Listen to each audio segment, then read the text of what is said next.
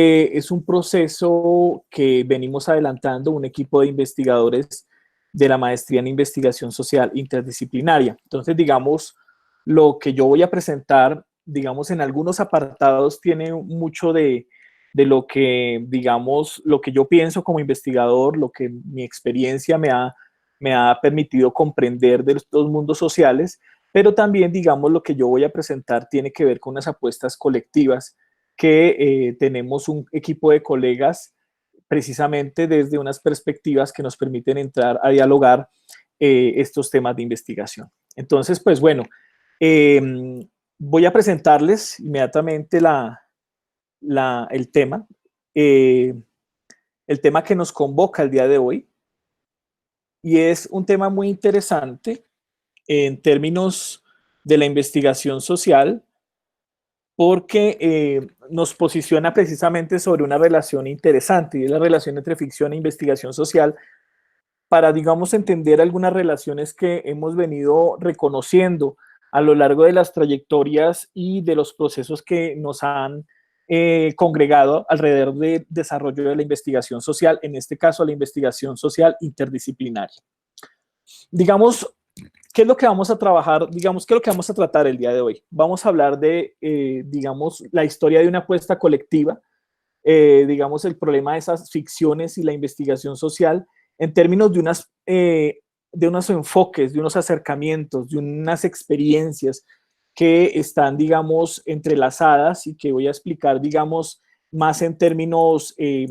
podría decir en términos generales de cómo los colegas se están acercando a los objetos o cómo estamos entendiendo los objetos y, digamos,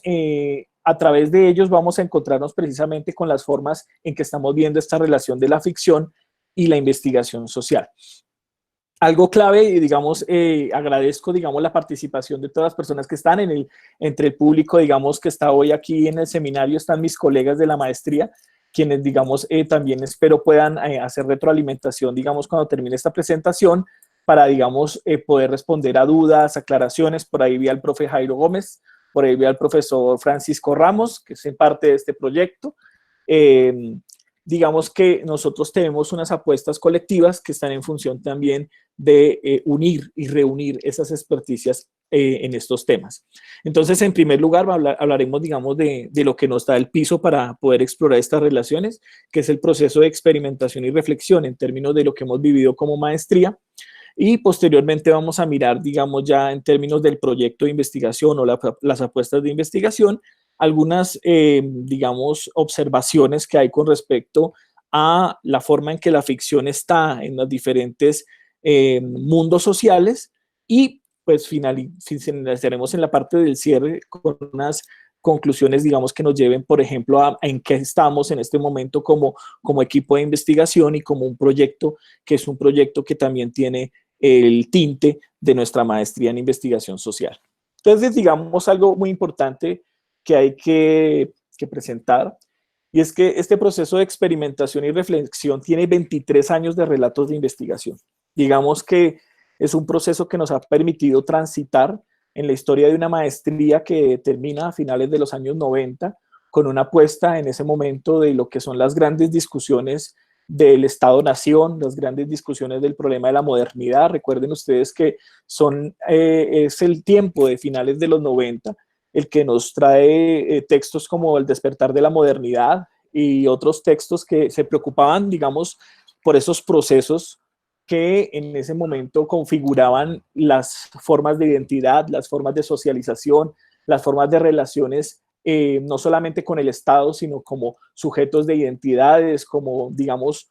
concepciones que habían en ese momento a finales de los 90, precisamente ante, digamos, un fenómeno que nos llama mucho la atención y es, digamos, el advenimiento de un sistema global que está haciendo que muchas relaciones entren en tensión, entren en simbiosis o transformen su forma de operación como relaciones sociales. Entonces, en ese sentido, me parece muy interesante mostrarles que ese proceso de experimentación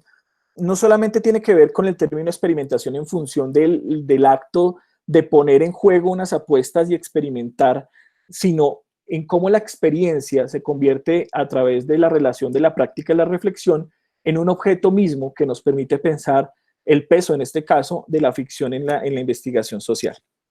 Entonces, aquí nos encontramos con el fermento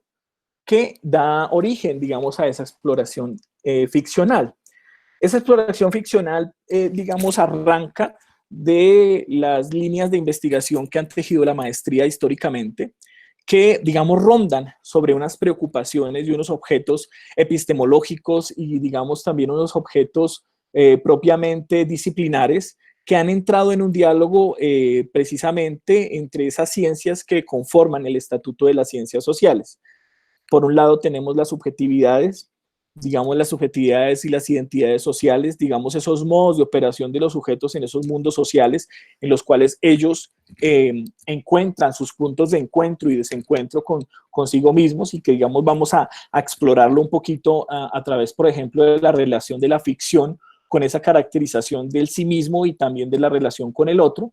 Tenemos la línea de imaginarios y representaciones sociales, que nos ha puesto siempre sobre un plano muy interesante, que es el plano de la creencia, que es el plano de la representación. Digamos que a finales de los 90 y principios de este siglo, la preocupación por el imaginario, digamos, nos ponía en lugares donde preguntábamos cuáles eran los imaginarios radicales, cuáles eran los imaginarios socialmente instituidos en las sociedades, con los cuales las sociedades construyen esos grandes marcos de pensamiento que permiten pensar una relación entre la narración y la acción. Pero digamos, con el paso del tiempo nos hemos dado cuenta que en alguna forma esa mirada del pensamiento moderno que separó la lógica de la creencia, de la lógica de la argumentación racional, nos ha dado cuenta que muchas de las operaciones de esos imaginarios y esas representaciones tienen un territorio en la forma en que la creencia concibe en los individuos una relación que interactúa en la forma en que ellos se desenvuelven en la vida cotidiana. Y digamos que ahí están partes esenciales que yo diría que son parte germinal del elemento ficcional, y que, como lo han examinado también a finales de los 90, antropólogos como Marc Augé o digamos trabajos interesantes como los que trazó en su momento Gemma Obrit sobre las relaciones chamanísticas y los procesos, digamos, etnográficos que hay alrededor de eso, nos permiten dar cuenta de que esa ficcionalización del mundo está constantemente en los tejidos sociales. Entonces, en los imaginarios y las creencias hemos podido llegar, digamos, a comprender esos dinamismos que ocurren en las estructuras mentales, pero también en las estructuras de relación interdiscursiva que permite la creación de, digamos, de unas prácticas, de unos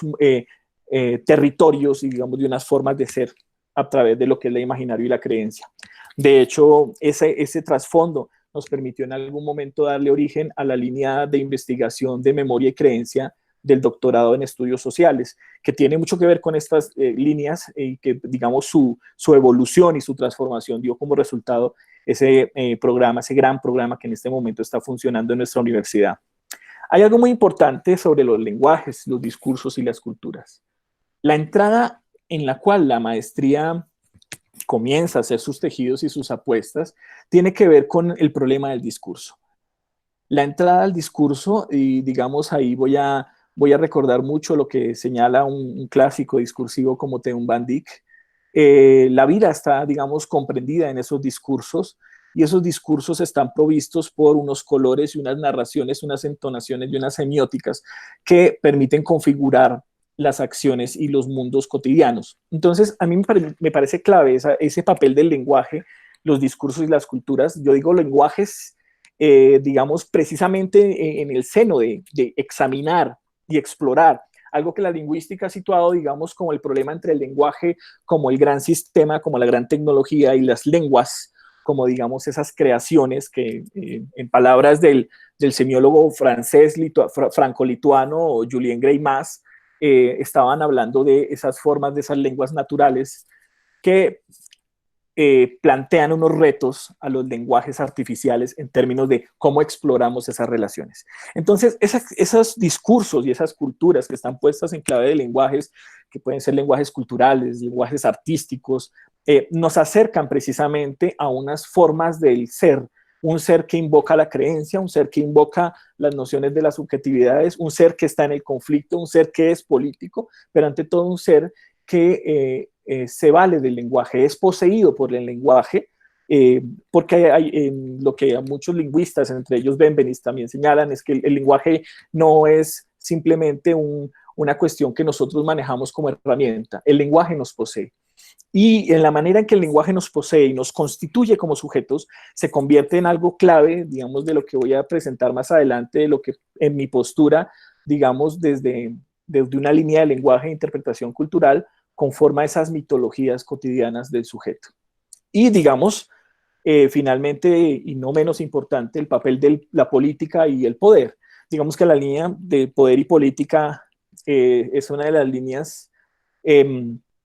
que, digamos, ha tenido una evolución muy interesante, porque, digamos, ha tenido que comprender el conflicto desde diferentes aristas, desde las aristas de los actores, comprender el proceso de las víctimas, los victimarios y los escenarios de conflicto, pero también entender en clave de los escenarios de conflicto, las relaciones de territorialidades que se tejen alrededor de ellas. Entonces, estas 4 líneas de investigación de la maestría, aquí no están puestas literalmente las líneas como tal, porque lo que yo quise hacer hoy fue un ejercicio de reflexionar cómo al interior de la maestría en investigación social interdisciplinaria, en estos 23 años, nosotros hemos tenido unos desarrollos que nos ha permitido pensar esos objetos disciplinarios o esos objetos interdisciplinarios de investigación alrededor precisamente de esas apuestas que trato como de plasmar de una manera, digamos, aproximada en esta infografía que en este momento yo asumo que ustedes están viendo y espero que sí, porque pues, no les pregunté si estaban viendo mi presentación, pero digamos que yo asumo que no me han dicho que, no, que está perfecto y que la pueden ver. Así es. Tranquilo, estamos viendo todo. Vale, perfecto. Entonces, digamos, este es digamos, la plataforma de enunciación. La plataforma a partir de la cual nosotros construimos esta apuesta colectiva en un momento dado, y es muy interesante, digamos, en términos de un detalle, es bonito, un ejercicio en que nos sentamos como colegas, como compañeros, como digamos, esos sujetos que compartimos un espacio de trabajo que es la maestría y decimos, venga, ¿y por qué no hacemos algo juntos? Y entonces, pues en ese momento todos reunidos empezamos a pensar qué puede atravesarnos a nosotros, digamos, las líneas se entrelazan entre ellas, se charlan, nosotros tenemos utillajes que podemos compartir, formas discursivas, análisis que nos interesan, pero en qué manera podemos nosotros pensar esas posibilidades de impacto y esas posibilidades también de dar cuenta de unas experticias en un campo.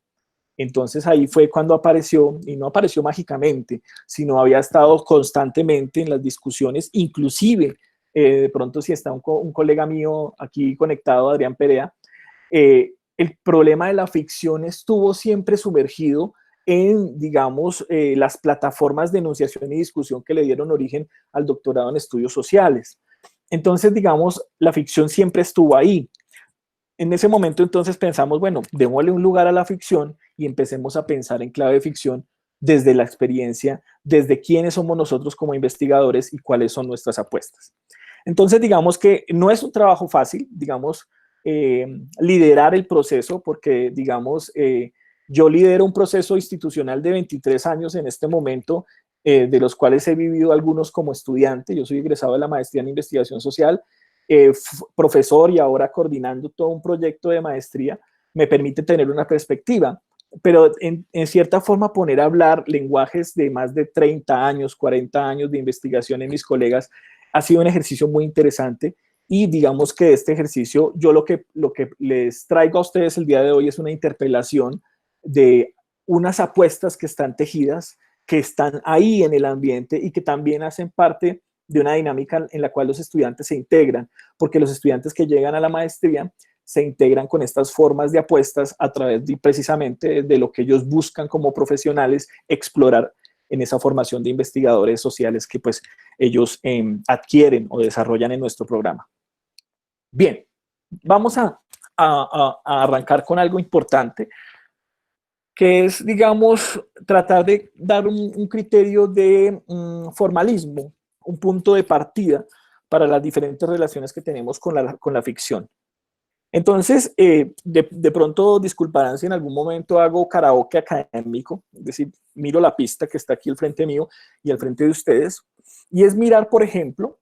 cómo la ficción puede presentarse como una unidad de tramas narrativas del mundo social. Y, como lo he dicho anteriormente, constituye un fermento de una serie de acciones que producen sentidos y por lo tanto realidades. Es muy interesante, a propósito de que tenemos en este momento en proceso la producción de un texto de una revista Esfera que se pregunta, por ejemplo, sobre la relación del cine de lo real.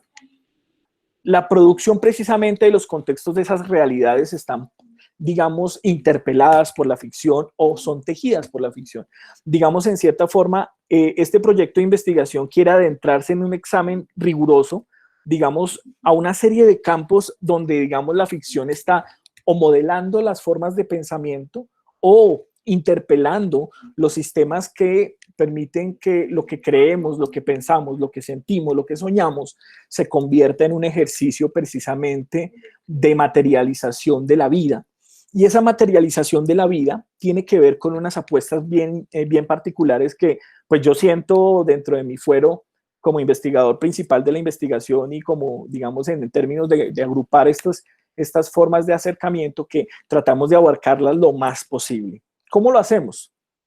Pues nos encontramos en principio con una relación que se teje a partir de la autobiografía. El principio, digamos, de la autobiografía nos pone en un plano narrativo muy interesante, porque nos pone en un plano narrativo en el cual la experiencia se transforma en una práctica en clave de sospecha. Digamos, esa sospecha, no en términos de una búsqueda de las formas negativas, de esa negatividad de la práctica, sino al contrario, la experiencia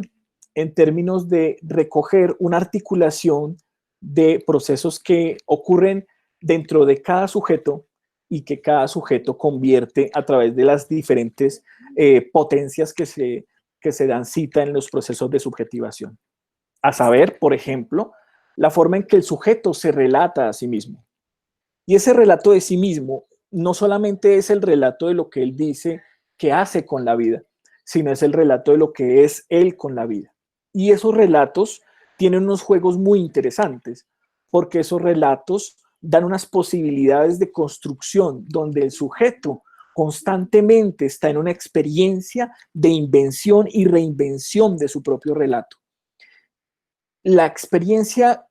de lo propio entra a jugar mucho con la experiencia colectiva. Entonces no es lo mismo la narración de la víctima, no será lo mismo la narración de la víctima en términos de una víctima en el plano del conflicto armado colombiano, no será el mismo relato de la víctima del paramilitarismo que la víctima de la guerrilla, no será lo mismo la víctima del crimen común, como tampoco es lo mismo, digamos, los razonamientos del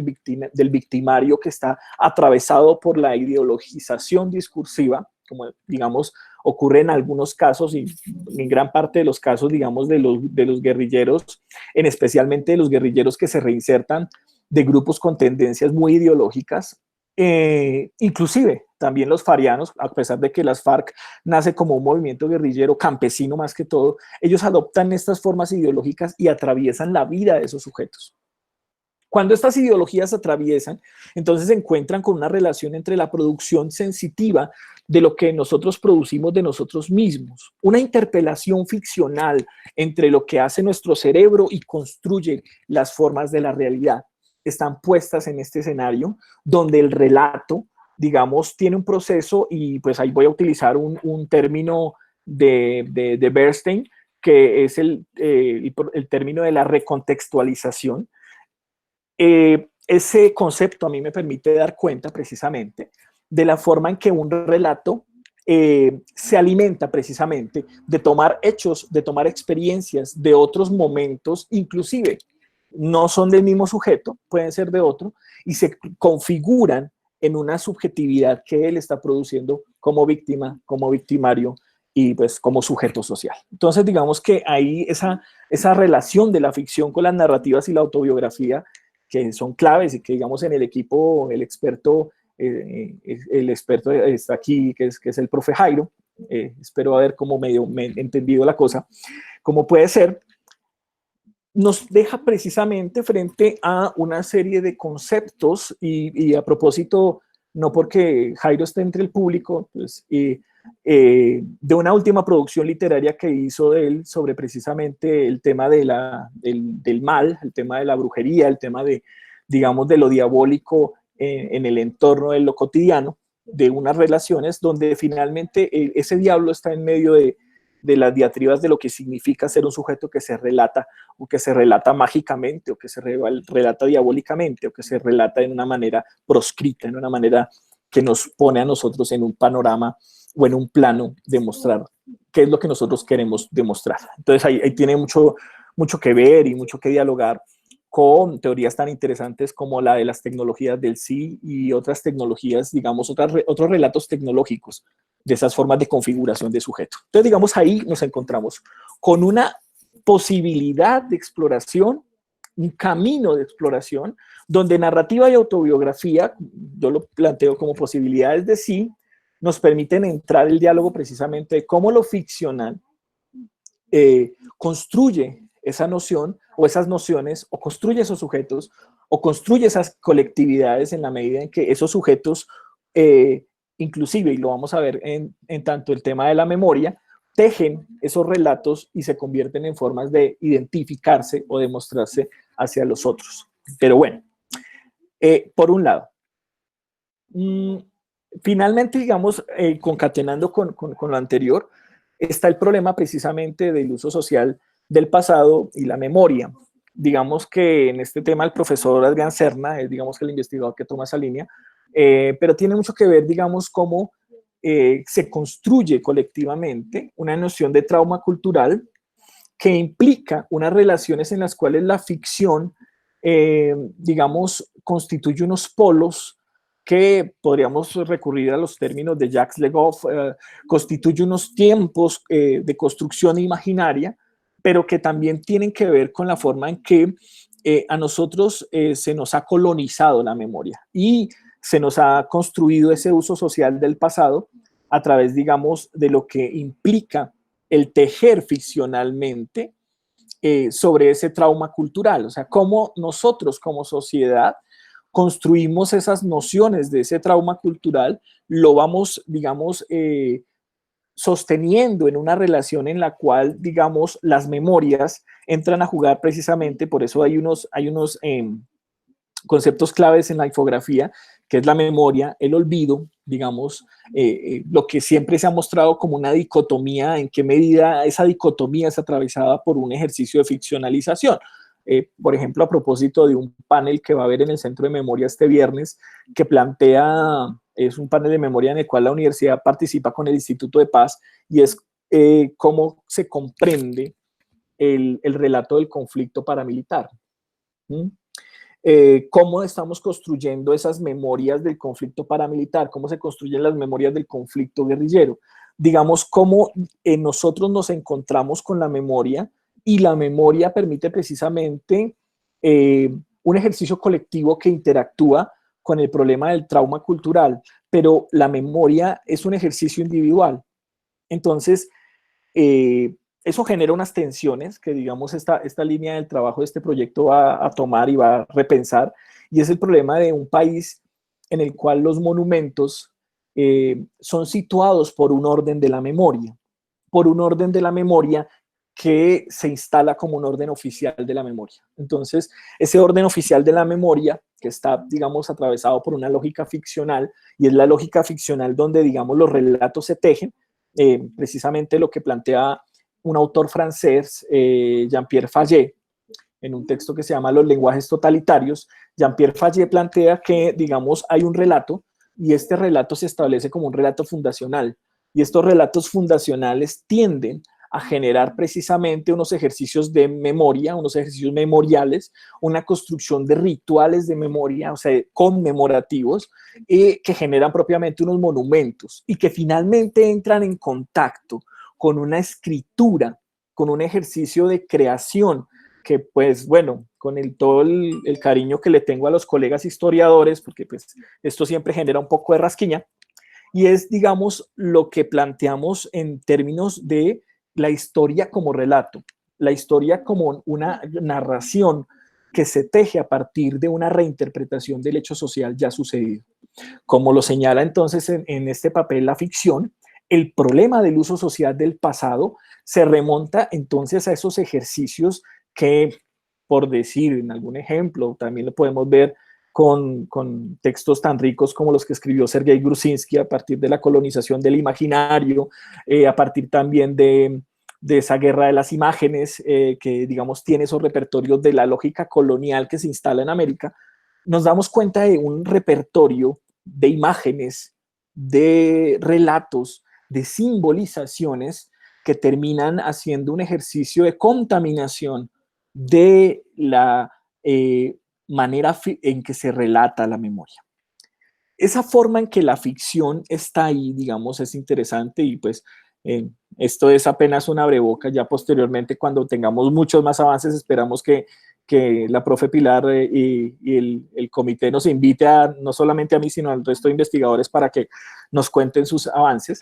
Nos permitirán, digamos, llegar a nosotros a consolidar la forma en que esos rituales, la forma en que esos monumentos como objetos, como productos culturales, desarrollan unas relaciones con esos tejidos que están, digamos, enriquecidos con lenguajes, enriquecidos con precisamente símbolos que se han instituido, se han instalado en los sujetos a través de los relatos colectivos. Y ese relato colectivo, que es un ir pasar de la oralidad al mundo de la escritura, a esa forma de la perfección tipográfica, a ese homos typographicus, diría Marshall McLuhan, entraríamos en contacto a esas formas de perfección de la escritura que nos llevaría al problema de la historia.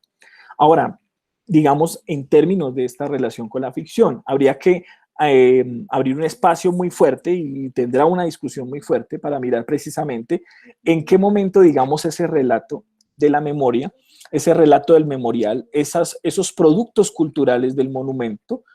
se convierten y se pasan, hacen su cambio a ese relato oficial que se construye a través de la historia, que inclusive para tener un ejercicio de legitimidad en términos de la ciencia moderna, gana su potestad a través de sus metodologías y consigue en un desarrollo disciplinar posicionar un relato como un ejercicio, digamos, fuerte, disciplinar de lo que tiene que ver el problema de la historia y la historiografía. Pero bueno, no voy a adentrarme en ese tema porque es un tema un poco más profundo y quiero que en algún momento ojalá podamos hablar con los colegas historiadores que tienen, digamos, ese gran dominio. Una parte importante entonces que nos encontramos nosotros frente al tema social es una relación que se teje en una semiótica social. Esa semiótica social, digamos, está revestida, digamos, de una alimentación que podríamos calificarla como una alimentación multimodal, en función de que son diferentes tipos de textos los que, digamos, están, digamos, canalizando los puntos de relación de las formas ficcionales. Entonces, nos encontramos frente a un escenario de una semiótica social que parte, digamos, de unas relaciones interesantes entre el hecho social comunicativo, que es, en palabras de Marcel Mauss, a veces llega a ser un hecho total, en la medida en que ese hecho comunicativo recoge, en esencia, digamos, todas esas relaciones que se tejen en diferentes esferas de la vida pública y de la vida privada y terminan convertidas a través de un proceso, digamos, que inclusive también puede ser ritual en términos de unas mitologías del mundo cotidiano, más en términos de Roland Barthes, quien plantea que todo el tiempo estamos creando esos mitos. Nos encontramos con una semiótica social en la cual, digamos, el hecho comunicativo y literario entran a jugar una relación muy interesante a partir precisamente de la ficción. Entonces, como ustedes han dado cuenta hasta esta altura de esta charla o de este relato que yo les traigo, habíamos pensado que el problema de la ficción se ubicaba mucho en la literatura. Habíamos pensado que el problema de la ficción era un problema muy propio de la narrativa y que, digamos, otros aspectos de la vida social no tendrían en sí mismo esa forma de relatos ficcionales o que tuvieran que ver con el mundo ficcional, porque finalmente lo ficcional nos deja a nosotros en el plano de la creación y la invención. Pero, por ejemplo, Colombia ha tenido una historia que prácticamente yo podría rastrear desde el siglo XIX. Digamos que el año pasado tuvimos la oportunidad de que la profesora Miriam Borja, que hace parte de este equipo de investigación, en el marco del evento bicentenario, nos contara, digamos, esa relación de esa trayectoria, de ese periodismo del siglo XIX, digamos, esas relaciones constantes entre el periodismo y la literatura. Digamos que todo el tiempo hay un doble juego y es la posibilidad del uso de la palabra. La herramienta de esa gran tecnología, digamos que la tecnología tipográfica, con la cual, digamos, en cierta forma, se colonizó inclusive las formas del pensar, digamos, la forma en que nosotros vemos las relaciones del pensamiento, vemos las formas, digamos, de la reflexión científica, se pasan por este código que es el código de la escritura, el código de la escritura tipográfica, el código del libro, el código del periódico. Entonces, una historia en Colombia de sus medios de comunicación a simple vista, no hay necesidad, digamos, de entrar en un detalle de experticia para darnos cuenta que hay una relación permanente entre quienes construyen las literaturas que acompañaron a Colombia y quienes construyen la información que acompaña el panorama periodístico colombiano. Entonces, con ejemplos muy básicos, uno podría pensar en lo que hizo José Manuel Marroquín en su momento, el trabajo que hizo Felipe Pérez, digamos, Felipe y Santiago Pérez, los dos hermanos, uno de ellos estuvo en la expedición coreográfica en 1860 con Codazzi, y digamos, el otro era un periodista muy procaz, y hacía esos ejercicios, pero al mismo tiempo construían todo un género literario a partir, digamos, de las crónicas, a partir de esas remembranzas, digamos, de lo que muchas veces los investigadores sociales, digamos, de época, utilizan las crónicas de Cordovés Moure, las crónicas de Ibáñez, y digamos que nos permiten ver esas relaciones precisamente con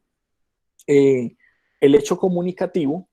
como un punto neurálgico en el cual la ficción empieza a tejer un principio de realidad. No olviden ese texto tan clave que ya casi hace 20 años, mucho más, publicó Malcolm Dees, que nos permitía encontrar las relaciones del poder y la gramática. O sea, ¿qué había de fondo? Había de fondo una relación tal vez de clase, tal vez de élites, a propósito de un examen a las élites en Colombia, pero había una relación en la cual el hecho social comunicativo constituía, digamos, ese modo o esa operación o ese objeto con el cual, digamos, el periodismo y la literatura todo el tiempo fueron tejiendo esas formas. No olvidemos, por ejemplo, en el caso de La Vorágine, en el caso de José Ignacio Rivera, que La Vorágine es un documento de denuncia de lo que estaba ocurriendo con la Casa Arana en el Amazonas y que se va tejiendo a través de las historias de unos sujetos que narran digamos, una trayectoria de su miseria, una trayectoria de las ambiciones, una trayectoria de todo un relato que nos va recogiendo lo que nosotros, digamos, encontramos en una obra que es una obra literaria, pero que históricamente es una obra de denuncia sobre los grandes problemas de la explotación del caucho a finales del siglo XIX y principios del siglo XX. Entonces nos damos cuenta cómo el periodismo tiene una acción modeladora de hechos. En términos también de la recepción, habría que analizar quiénes recibieron los hechos y finalmente darnos cuenta que, como lo señalan algunos estudios, como los de Ángela Núñez sobre los obreros ilustrados, que era cuando los obreros en las fábricas, digamos, se reunían a que uno de ellos consiguiera el periódico de partido y se lo leyera a los demás para entenderse, para, digamos, estar al día con los hechos, la lectura en voz alta, que era algo tan común en el siglo XIX y principios del siglo, digamos que en el mundo rural se entendía a través de la lectura en voz alta e inclusive los valores de formación de las escuelas estaban alrededor de la capacidad que tuvieran los sujetos de leer en voz alta. Entonces nos damos cuenta de una relación entre política, entre periodismo, entre literatura, en la cual, digamos, esta acción de crear historias también se convierte en una acción de crear hechos. Y crearlos no porque sean completamente del plano de la ilusión, sino porque la transformación del sujeto, perdón, la transformación del hecho histórico en un hecho literario o en un hecho comunicativo periodístico permite un acercamiento a esas formas de la realidad. No nos digamos mentiras. En estos momentos de pandemia que nos tiene a todos encerrados viéndonos a través de las pantallas, los memes y la producción de videos rápidos, inclusive los TikTok, que son videos demasiado rápidos, han significado, entre otras cosas, unas críticas a las conductas, han servido como medidor de expresiones de lo que hemos vivido como sociedad frente a la peste. Han servido, digamos, como ilustración de lo que está pasando, también como medio informativo para enterarse de cosas. ¿Cómo será, digamos, en este sentido el poder del hecho comunicativo? Que el día de ayer, por ejemplo, la Alcaldía Mayor de Bogotá lanzó una app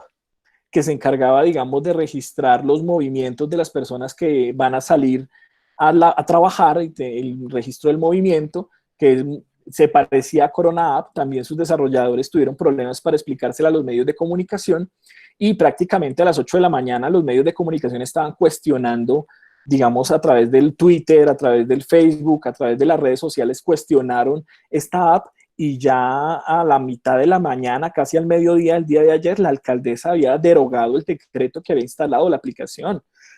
Pues antes eso era un poco extraño, o sea, eso no se daba. Y eso muestra algo interesante, y es la capacidad que hay en la relación del hecho comunicativo en tanto a la producción ficcional periodística como también la producción ficcional literaria, de tejer hechos en la misma realidad en tiempo inmediato. Entonces, aquí nos encontramos con un campo muy interesante de trabajo que, digamos, ya van a, digamos, a enfatizar unas relaciones muy concretas entre un corpus literario y un corpus periodístico, pero que nos permite ver a nosotros, en clave de un ejercicio general de pensar el problema de la ficción, la forma en que se modelan estas historias y se recrean estos prototipos de vida y que la gente termina finalmente construyendo alrededor de ellos opinión. Y, digamos, la opinión, en este sentido, constituye un tejido muy fuerte alrededor, digamos, de ese relatarse periodísticamente y también alrededor de ese relatarse en términos de un ejercicio en el cual, por ejemplo, lo que yo opino como sujeto empieza a convertirse a través del intercambio colectivo en una opinión de masa, que en algún momento hizo su tránsito con una noción tan particular como la del estado de opinión, que en su momento en el gobierno de Álvaro Uribe intentó estar sobre el Estado social de derecho y pues obviamente, digamos, ese conflicto entre relatos, el relato jurídico le dijo al relato, digamos, periodístico que había un límite en la opinión y que el relato jurídico del Estado social de derecho prevalecía sobre esos otros relatos, sino pues, no sé, tal vez estaríamos todavía en el quinto, sexto gobierno de Álvaro Uribe. Bien. Hay una parte, digamos, una perspectiva en la cual, digamos, yo podría decir que yo milito, que es la relación de la ficción frente a la simbólica espacial. Digamos que en ese trayecto, digamos, la experiencia me permite acercarme en diferentes puntos. Una, en una exploración de la relación precisamente entre las construcciones sociales que se generan alrededor de los mitos y las formas de apropiación territorial. Entonces, digamos, un primer punto de llegada fue la relación que se construía en los campesinos con relación al miedo, al respeto o a la veneración de las lagunas de alta montaña. Digamos que eso fue una investigación que realicé casi hace 20 años, pero me permitió, digamos, empezar a arrancar este camino sobre el mito y sobre el territorio, que pues hoy en día llega a un momento como de sofisticación. ¿A través de qué? A través de la relación precisamente con el sistema publicitario y digamos que tiene mucho que ver con una vertiente que está aquí en este proyecto de ficciones y es, digamos, el papel que tiene la imagen y el papel que tiene lo visual, que es algo que explora a fondo uno de los investigadores, el profesor Francisco Ramos, por ejemplo, y que también lo explora el profesor Gary Muriel, digamos, de una perspectiva plástica, de una perspectiva de creación en tanto a lo estético, que permite que se construyan unos regímenes de visibilidad, unas formas del ver, lo que en palabras de Mitchell encontramos como esos regímenes escópicos, a partir de lo que define Lacan sobre la pulsión escópica. Y digamos que nos encontramos nosotros en un ejercicio ficcional en el cual partimos, digamos, de una lógica inclusive casi que psicoanalítica, donde soñar, el sueño, digamos, permite construir unas nociones que en la vigilia se exploran en el ensueño. Y entonces ahí me viene mucho a la cabeza este autor francés, Roland Barthes, que nos plantea que el mito es un habla. Entonces, nosotros construimos el mito como un sistema semiótico en el cual la mitología, el sistema mítico, nuestro sueño, lo que nosotros como sujetos nos proponemos en perspectiva de esos mitos, nos hace obrar en el plano de la realidad. Entonces, es muy interesante porque ahí nos pone sobre algo que también había explorado Sergei Grusinski, también en sus estudios sobre el imaginario en clave de la imaginación colonial, pero también lo plantea Georges Dumézil, y es la manera en que nosotros, digamos, estamos estableciendo una relación con el territorio o con el mundo real, tiene que ver con lo que nosotros hemos heredado de nuestros grandes relatos, es decir, de lo que nosotros heredamos de nuestros grandes mitos. Y esos mitos van vehiculizando unas formas a través de la creencia que generan unos ejercicios, en este caso, de territorialidades. Esa territorialidad va creando a través de una función, digamos, en donde la ficción tiene todo que ver, porque precisamente el mito se teje constantemente y todo el tiempo. Nosotros hablamos con el mito todo el tiempo, digamos, desde el proverbio, desde el refrán, desde el mundo cotidiano. Y esta forma de soñar y de pensar y de creer se va, digamos, trasvasando a las lógicas de la vida cotidiana. Algunas operaciones mentales, aunque nosotros no queramos, digamos, concebirlo en el plano de la conciencia, están, digamos, condicionadas por los gestos desde una noción completamente mítica. En función a lo totémico, en función a la imagen, en función a lo que nosotros consideramos que es importante. El mismo hecho en que yo esté aquí sentado y haya escogido el fondo atrás mío una biblioteca y no el fregadero de loza del apartamento en el que vivo, ya implica una construcción ficcional que yo estoy promoviendo a través de un ejercicio mítico de lo que debe hacer un intelectual o lo que debe hacer un sujeto en una comunidad académica, para no decir que soy intelectual porque eso sería demasiada opulencia. Soy un sujeto en una vida académica que no va a poner su cámara con el fregadero de loza sucia, aunque no está sucio el fregadero, digamos, no pondría la cocina porque mi perspectiva no es esa. Mi perspectiva es una charla en un circuito académico. Pero si nosotros nos encontráramos alrededor, por ejemplo, de lo que es tejer con la comida, pues nos damos cuenta, y si no, cuando acabe esta charla los invito y las invito a que nos metamos a Netflix y naveguemos por toda esa macroficción, como le decía Marc Auger, cuando la pantalla nos capta la ficción, nos hace la realidad más amena y nos coge la realidad y nos dice cuál puede ser. Y pues los escenarios estarían en la cocina. Si es una cocina originaria, entonces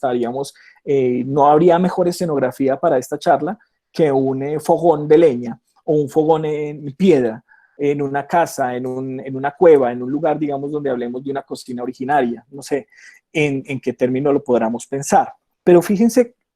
la cantidad de imágenes que yo transporto con mis palabras, que podría haber traído un video y dejarlos ahí unos 10 minutos mientras tanto,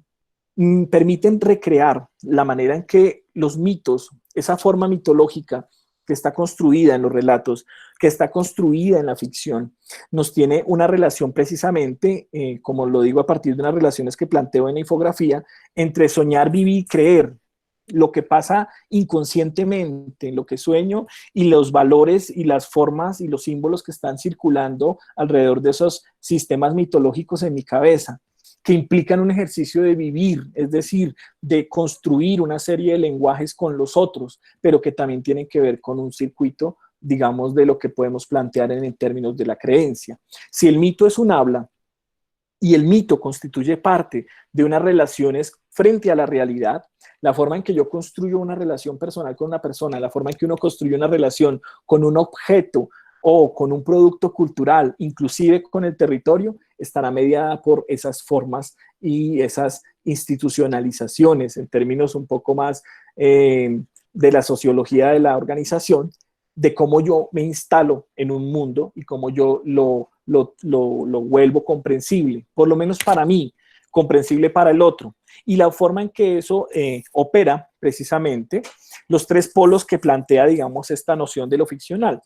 Una noción ficcional que relaciona un locus mitológico con un locus territorial, tiene que ver con lo que se imagina el sujeto, lo que imaginan los sujetos en colectivo y lo que los sujetos construyen en el territorio. Entonces, por eso al final, digamos, hay una relación interesante entre territorio, imágenes y mitopoyética, que toca mucho el tema precisamente que plantea, por ejemplo, el análisis el profesor Francisco, que tiene que ver con las formas del cine, que tiene que ver con las formas del cine de como la imagen en movimiento, con la cual uno plantea unos ejercicios de realidad total o de ficción total, diría hace ya 20 años Marc Augé, decía que nosotros íbamos encaminados a una ficción total. Y yo no sé si tenía indicios, pero si usted se mete a Netflix y coge una de estas series colombianas que se ha tejido, nos muestran una ficcionalización total de lo que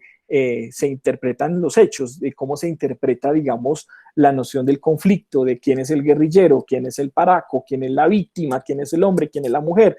cuál es la política, cuál es la corrupción, inclusive hasta el hecho de la corrupción nos lo están moldeando. Y digamos que cuando uno se da cuenta,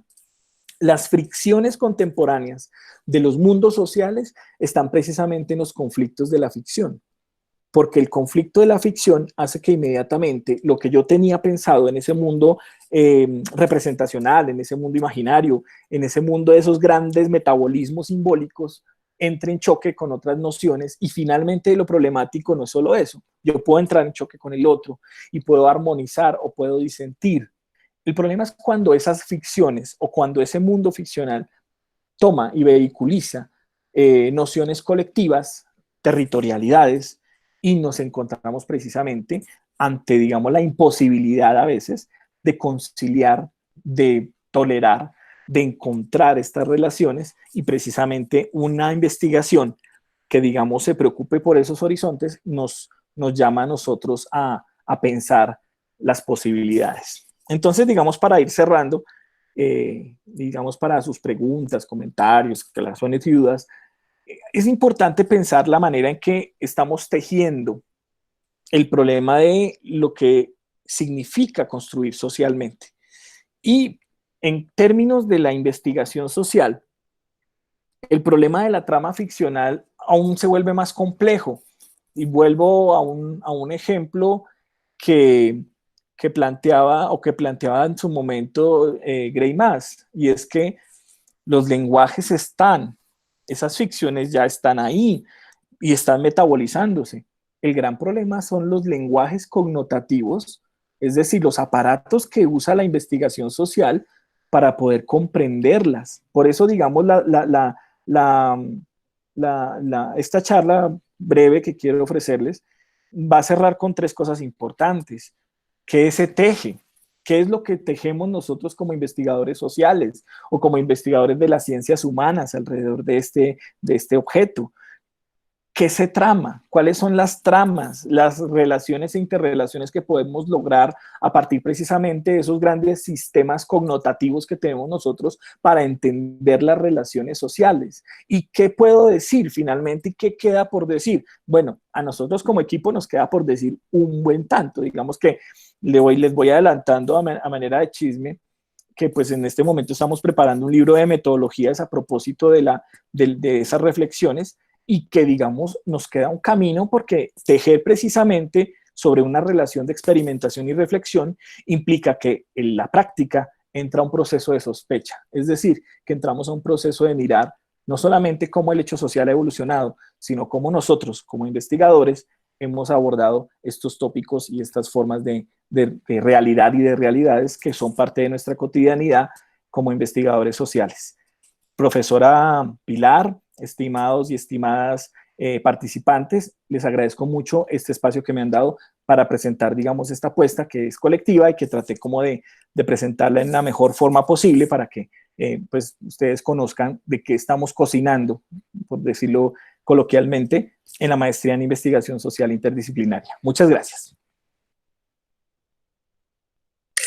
Muchísimas gracias, Andrés, por tu presentación. Mira, estoy fascinada. Tengo un sinnúmero de preguntas para ti, pero no quisiera robarme el foco de la cámara y quisiera abrir inicialmente el panel, el chat o los micrófonos para las personas que nos están acompañando para que nos formulen comentarios, preguntas al profesor Andrés frente a la presentación que nos acaba de hacer, que es una apuesta bastante ambiciosa de un equipo, de un colectivo de trabajo que viene repensándose la acción de la investigación en ciencias sociales. Entonces, ¿alguien quiere participar con una pregunta directa?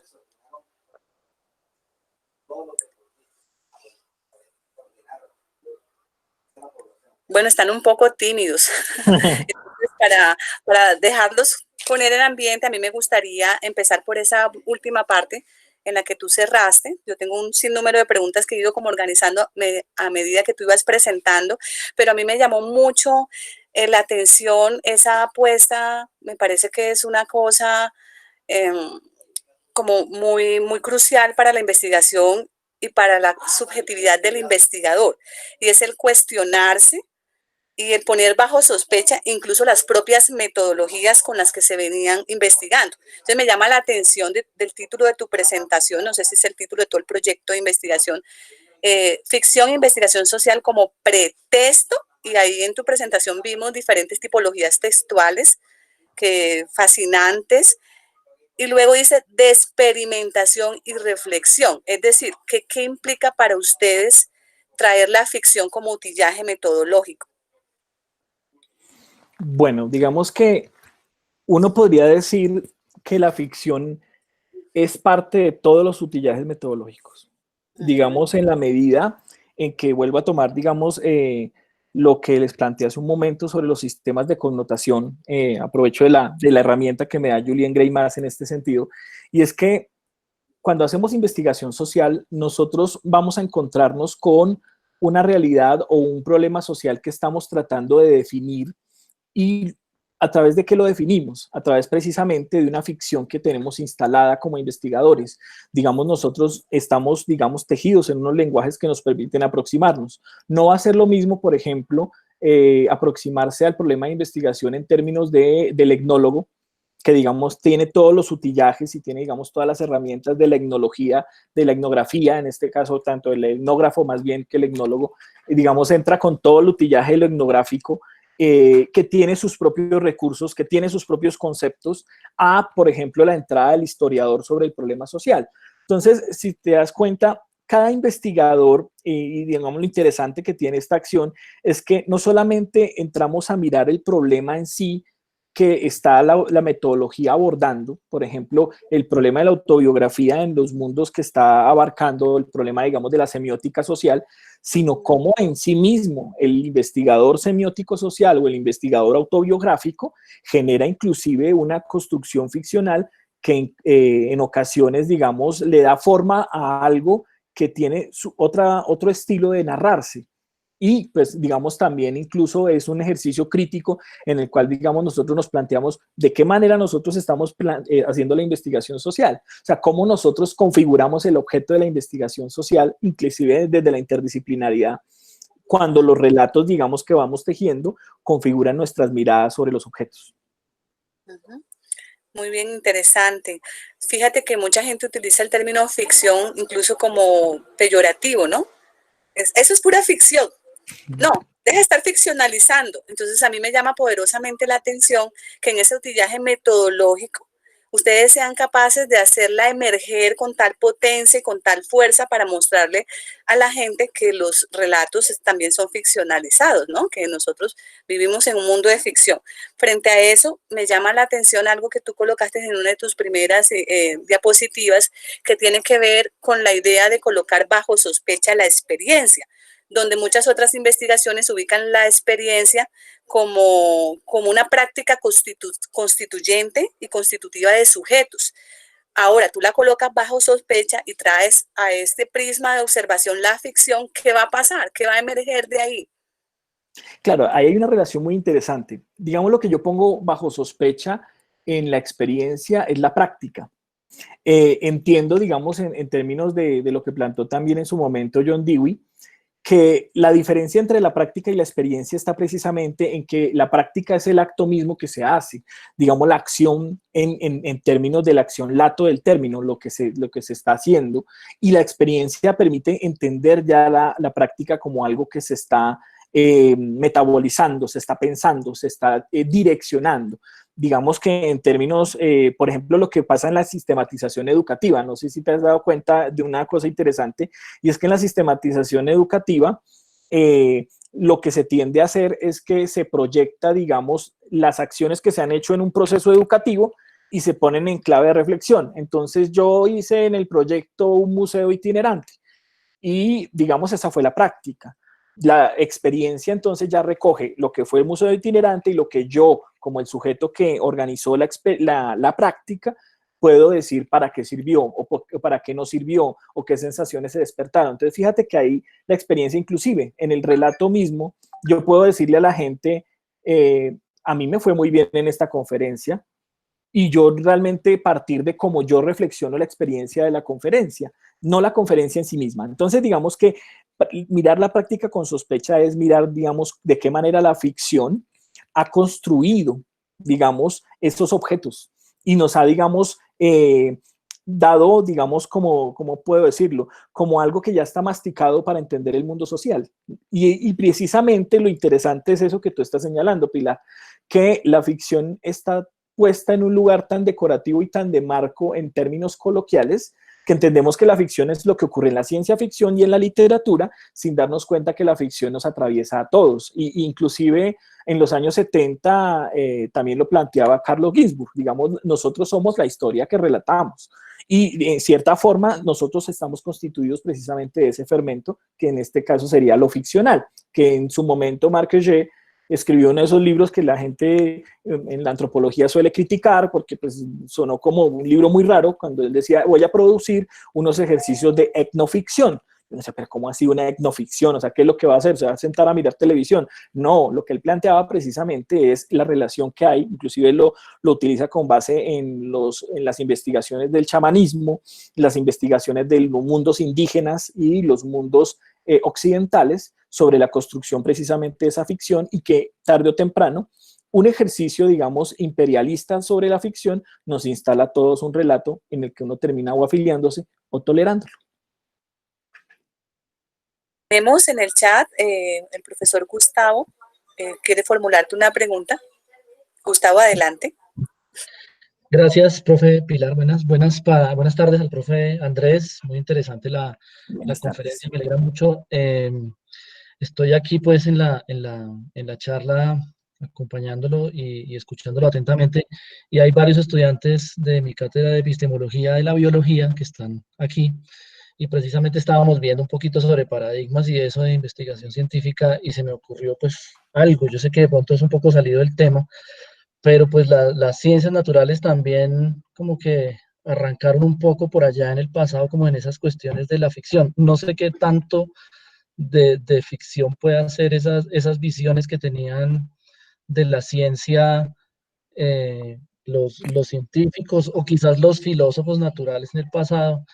y si es posible traer a la realidad hoy en día, o bueno, pensar si los científicos de hoy en día que trabajan en esto de lo natural también tienen algo como de ficción, ¿sí? Y entonces, pues eso, no sé si a veces hace progresar o no a la ciencia. Hablabas de Dewey y pues hoy precisamente el tema era como de pragmatismo, ¿sí? Entonces, no sé No sé si esas cuestiones que nos has comentado, que son tremendamente interesantes, en las ciencias naturales también tengan algo de aplicación. Sí, le agradezco mucho, profe. Bueno, precisamente, profe Gustavo, a mí la parte de los estudios sociales de la ciencia me parece maravillosos en la medida en que, por ejemplo, hay teóricos como Bruno Latour, de pronto usted lo ha reconocido por digamos, el trabajo que ha hecho él sobre el actor en red, que precisamente, digamos, hace una reflexión sobre cómo la ciencia, digamos, ha construido unas estructuras narrativas que precisamente han instalado una visión de la ciencia, inclusive, por ejemplo, hay en este momento en las ciencias sociales debates sobre, digamos, perspectivas de las ciencias sociales que terminan siendo neodarwinistas o evolucionistas y digamos que en cierta forma, eso hizo da a entender que, digamos, que en todo el entorno de la construcción científica biológica, en esas relaciones epistemológicas, todo el tiempo, la forma en que la ciencia se relata a sí misma, va construyendo precisamente unas agencias discursivas donde precisamente estos relatos y estas ficciones entran en circulación constante. Fíjese usted algo muy interesante y es que, y lo plantea también Bruno Latour en los análisis que hace sobre Joliot y el problema de la física en ese momento, que él hace una relación precisamente en cómo estos descubrimientos y estos trabajos que hacía Joliot lo planteaban en unas diatribas frente al problema de la política, frente al problema de la ética, frente al problema, digamos, cómo estos paradigmas entran, digamos, en un proceso constante de fricción, inclusive de solapamiento, porque digamos que en la construcción del discurso científico, lo empírico empieza a tomarse, digamos, la noción de experiencia, digamos, termina contaminada por una noción en la cual lo empírico es lo verídico y digamos que las nociones de ese mundo natural inclusive son tan fuertes que terminaron contaminando, digamos, los grandes sistemas en ciencias humanas. Entonces, digamos, encontramos las formas cuantitativas, por ejemplo, el cuantitativismo sociológico que dominó gran parte de los años 50 y 60 estaba dictaminado precisamente por una lógica de un discurso que impregnó y que venía de las ciencias biológicas, en la cual, digamos, las demostraciones, inclusive en los términos de investigación cualitativa todavía se dice en algunos lugares es que tiene que ser comprobable y pues uno dice, bueno, ¿y comprobable por quién o cómo es la cosa? Entonces, digamos que eso permite enriquecer el diálogo y dar cuenta, digamos, que en general la ciencia tiene unos macrorelatos muy interesantes y que esos relatos también están pasando por una ficción. Digamos, por ejemplo, en el tema de la biología, hay una profesora de la Nacional, Olga Restrepo, que tiene todo un trabajo sobre el problema de Darwin y lo que fue el trabajo precisamente de difusión de las teorías darwinianas alrededor precisamente de la producción del objeto de conocimiento, que fue todo lo que rodeó a esa teoría que desarrolló, en este caso, Darwin. Muchas gracias, Andrés. Tal como te lo anuncié, el público ya está perdiendo la timidez. Tenemos varias preguntas y comentarios en el chat. Voy a prestar mi voz para formularte estas inquietudes, muy a propósito de la pregunta que hace Julián Enrique Barrero García. Dice, buenas tardes, doctor Andrés. Quisiera preguntar lo siguiente. Soy profesor de investigación y trabajo en una parte de mis clases las experiencias de investigación con base en el proceso de aprendizaje de los estudiantes, de las cuales hemos escrito algunos artículos desde la institución donde yo trabajo. Mi pregunta es, desde los relatos y narrativas, ¿qué instrumentos y técnicas de investigación recomienda para la recolección de datos y de la información? O sea, bueno, más digamos, al hacer del análisis de las narrativas. Bueno, digamos que en cierta forma algo que estamos cocinando como equipo de investigación, ahí está Jairo conectado, es precisamente esas metodologías de recolección, por ejemplo, en términos de la narrativa. La narrativa, digamos, tiene una serie de técnicas de recolección que se basan, digamos, en estrategias instrumentales como la entrevista, como el grupo focal, que se basan, por ejemplo, también en la construcción de relato libre, que digamos que son formas experienciales con las cuales, digamos, los investigadores van entrando en una relación con las comunidades y precisamente construyendo ese registro de esos relatos con los cuales, digamos, los sujetos se van manifestando. Entonces, digamos que en cierta forma, el color de los acercamientos también lo da la forma y el problema de investigación que están desarrollando en términos de si realmente lo que necesitan es mirar cómo hay una interrelación de esos relatos de manera colectiva, por ejemplo, en el focus group, o si realmente a través de los procesos de entrevistas o a través de los procesos, digamos, de relaciones directas con los sujetos en entrevistas estructuradas o inestructuradas, se pueden, digamos, llegar a desarrollar los relatos o si a través, por ejemplo, de técnicas que nos presta la literatura, que son como la de creación de historias, que nos las prestan, entre otras cosas, están los métodos que instala la escuela italiana con Gianni Rodari o Italo Calvino, que digamos es la construcción de historias a partir de activadores. Entonces, digamos, esas metodologías,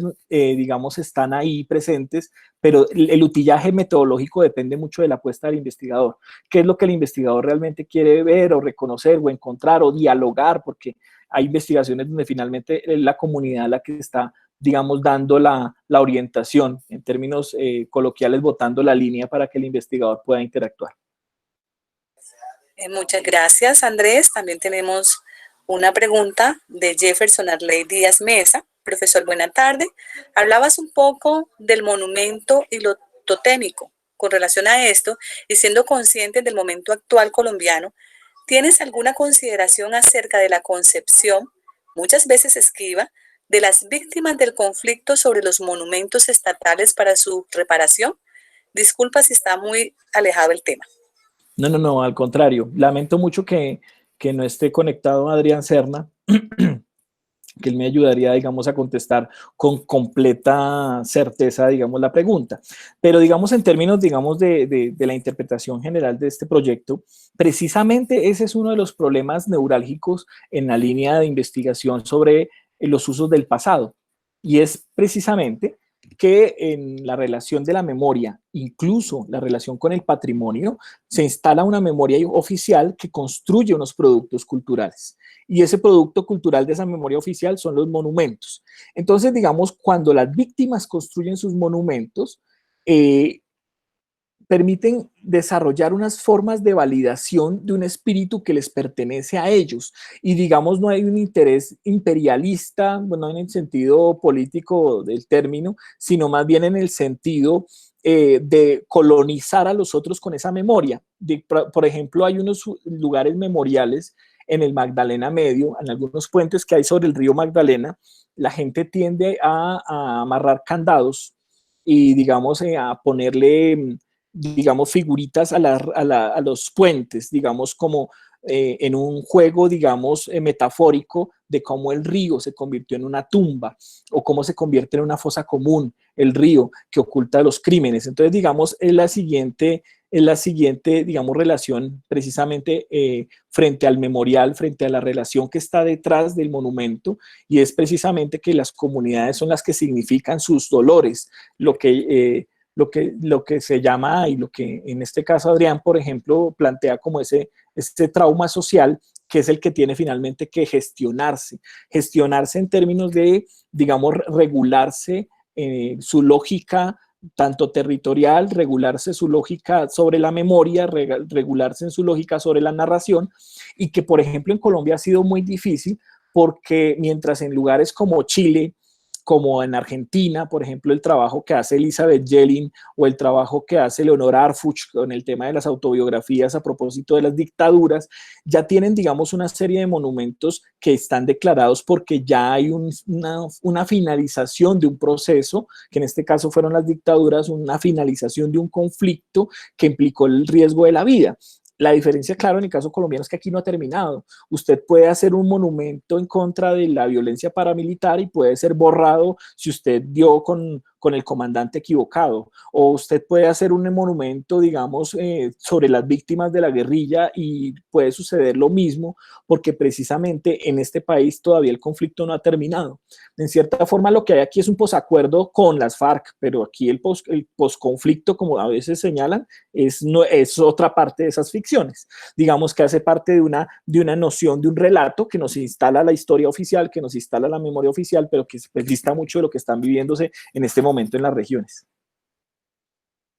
Gracias, Andrés. Bueno, con la venia de Julián Enrique Barrero, que tiene un comentario para ti, posteriormente te lo realizo, le voy a dar apertura a Carolina Lagos, que quiere hacerte una pregunta. Carolina, adelante. Sí, gracias, profesora. Muy buenas tardes. Un saludo para todos, el profesor Andrés, a usted. Te Bueno, escucha yo bajito. soy estudiante de maestría de la Universidad del Valle. Actualmente estoy haciendo mi investigación con una comunidad campesina en el municipio de Dagua, en el Valle del Cauca. Fue, digamos, un trabajo a través de la investigación Acción Participativa, y es una investigación que tiene que ver con el fortalecimiento a los procesos organizativos de un mercado agroecológico campesino. Entonces,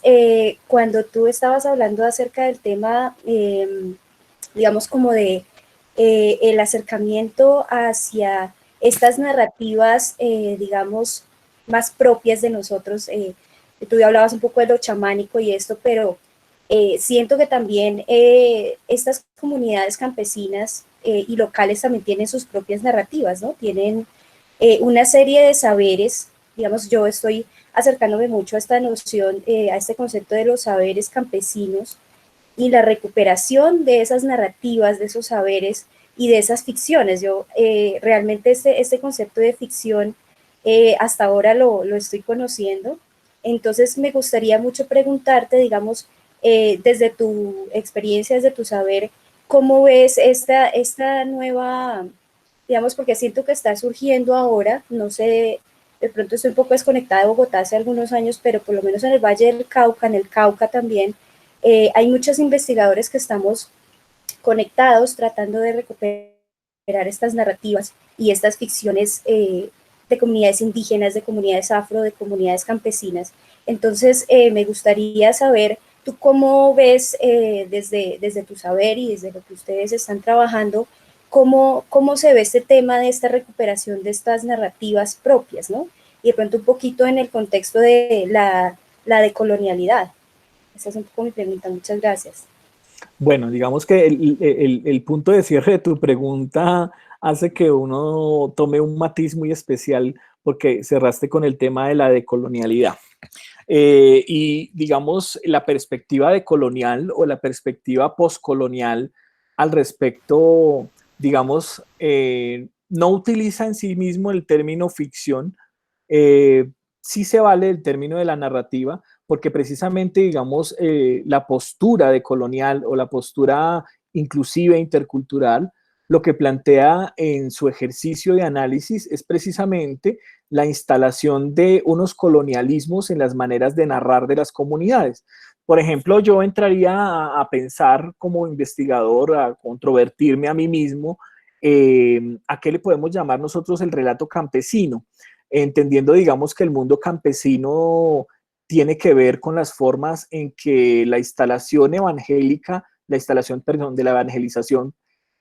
cristiana, instala unas lógicas en las cuales, digamos, se pone en cintura al indígena a través de unas costumbres judio-cristianas, y este indígena puesto en cintura con las costumbres judio-cristianas, o sea, evangelizado, va transformándose en el campesino. Entonces, digamos, habría que explorar, por ejemplo, en esas narrativas campesinas, qué parte del tejido ficcional del mundo campesino está constituido por un ejercicio de prácticas indígenas, prácticas ancestrales, digamos, en términos de lo que señala, digamos, la teoría de los pueblos originarios, pero que también tiene sus divergencias. Digamos que otros colegas han señalado que no existe el originario porque es que existen pueblos que son naturalmente, o sea, no buscan, digamos, convertirse en puntos originarios de una construcción cultural, sino en qué medida, por ejemplo, eso que tú estás llamando relatos campesinos tiene una configuración de un mundo indígena y tiene una configuración de un mundo ya colonizado, ya matizado por la instalación de un mundo católico. En eso me parece clave que revises un trabajo de un colega aquí de la Universidad Distrital que lo publicó en el Avia Yala, las ediciones Avia Yala, que de hecho es una editorial que publica los estudios decoloniales y interculturales. Él se llama Omar Garzón, él es profe de sociales aquí en la Distrital. Él tiene un libro muy bonito que se llama Rezar, Soplar, Cantar, que es una maravilla de libro, digamos que hace un análisis muy interesante de los lenguajes culturales, los lenguajes rituales de la cultura Kamsá en Putumayo, y digamos que él permite hacer un recorrido precisamente sobre esos mundos campesinos que se alimentan de esos mundos indígenas. Entonces, digamos, ahí frente al trabajo de investigación que tú estás haciendo en el Valle del Dagua, que es una región espectacular, digamos que el Dagua es el puente territorial precisamente entre el mundo del valle, que es un mundo cultural completamente distinto, que atraviesa por una selva para convertirse en el mundo costero de Buenaventura, que es una selva que está sobre el mar. Entonces es muy interesante, digamos, los diálogos culturales que tú puedas tejer precisamente a partir, digamos, de lo que son esos relatos de esas comunidades campesinas, donde inclusive me atrevo a decir que no solamente está la lógica del mundo indígena, sino la lógica de la diáspora africana que está ahí también en esos mundos precisamente que están tejidos en esa gran solapa colonial, que en cierta forma es colonial, que es el mundo campesino. Muchas gracias, Andrés. Bueno, tenemos el comentario de Andrés, de Julián, perdón, que estaba pendiente de formularte. Desde mi institución educativa, la cual pertenece al sector defensa, estamos en construcción de un libro de metodología de investigación para la educación militar. Podemos escribirle a su correo para solicitar algunas orientaciones y guías frente a este proceso académico que estamos desarrollando desde la universidad y la maestría en investigación. Claro, con mucho gusto. Sí, tú lo tienes, Pilar, ¿cierto? Sí, entonces, ya lo vamos a compartir en el chat. Le pido a Tati que me ayude vinculando el correo del profesor al chat para que las personas que todavía tienen timidez de formular sus preguntas y sus inquietudes puedan contactar posteriormente al profesor. Bueno, tengo pues un comentario que hacerte, Andrés, en relación un poco a la pregunta que te formula Carolina. Tú durante tu presentación hablaste también de que la memoria está colonizada. Me pregunto si en ese utillaje de utilizar la ficción van a desvelar algunas prácticas colonizadoras de las grandes narrativas. Por ejemplo, en el trabajo de Lyotard hay mucha alusión a la fuerza hegemónica y colonizadora que tienen los grandes metarrelatos, como el de la Ilustración, el de la democracia. Bueno, acá en Colombia me imagino que tendremos muchos